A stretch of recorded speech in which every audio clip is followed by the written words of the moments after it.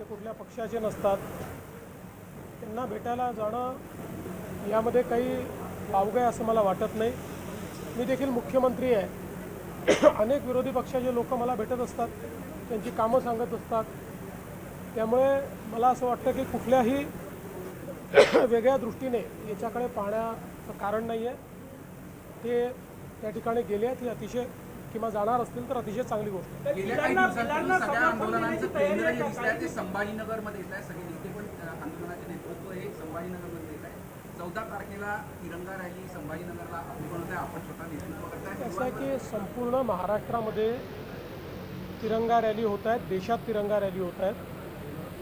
15 August भारतीय स्वातंत्र्य दिन आणि काल झालेला 9 ऑगस्ट करो या मरो भारत छोडो या सप्ताहामध्ये संपूर्ण देशात आपल्या तिरंगा रॅलीच्या माध्यमातून देशप्रेमाचं वातावरण तयार झालं पाहिजे या दृष्टीनं या रॅलीज काढलेल्या आहेत.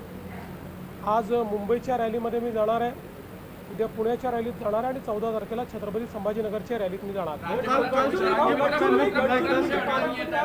3 विद्यार्थ्यांचा खासगी आश्रमशाळेत मृत्यू झालेला आहे, चौकशी केली जाईल तर गंभीर प्रकरण. सर्पदंशाने मृत्यू झालेला आहे अशी बातमी मलाही मिळालेली आहे.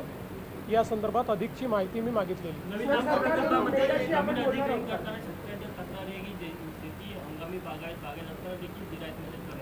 असं एखाद्याचा हे लपवता येत नाही. या संदर्भात गुगल इमेजरी आहे, प्रत्यक्ष ग्राउंड ट्रुथिंग आहे, ड्रोन इमेजरी आहे.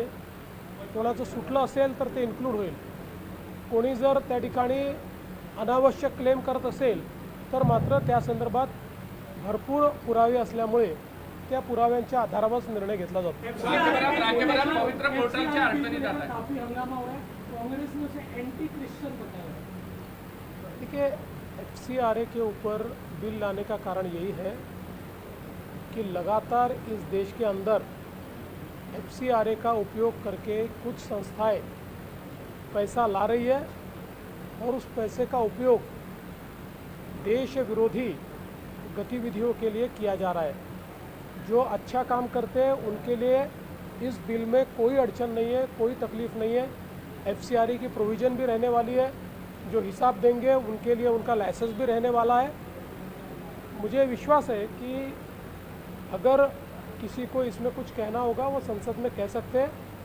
भारत सरकार रिसेप्टिव है और ये किसी एक समुदाय का इसमें विषय ही नहीं है, क्योंकि केवल क्रिश्चियन संस्थाओं के लिए FCRA नहीं है, सारी संस्थाओं के लिए FCRA ये आवश्यक है. और सारी संस्थाएं किसी भी समाज की हो, जो संस्थाएं जिनको फॉरेन से डोनेशन मिलता है उनको FCRA ये आवश्यक है.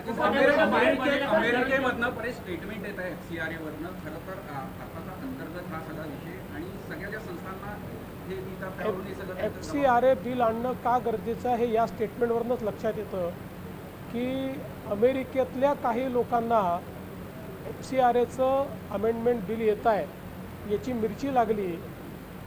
याचा अर्थ काय आहे? पण मी पुन्हा एकदा सांगतो की केंद्रातलं सरकार सगळ्यांचं म्हणणं ऐकून घेणारं सरकार आहे. हे कुठल्याही एका समुदायाच्या विरोधात बिलकुल नाही.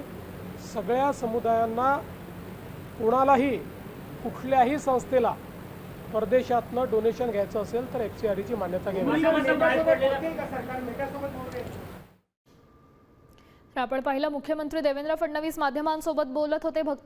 देशभक्तीचं वातावरण तयार करण्यासाठी रॅली आहे आणि यात मी सहभागी होणार असल्याचं ते म्हणालेत. पंतप्रधान हे देशाचे असतात अशी ही प्रतिक्रिया त्यांनी दिली. त्यामुळे त्यांना भेटण्यात काही वावगं नाही. मी खात्रीशीर न्यूजसाठी फक्त साम TV बघते, कारण तिथल्या बातम्या रिलेट करतात.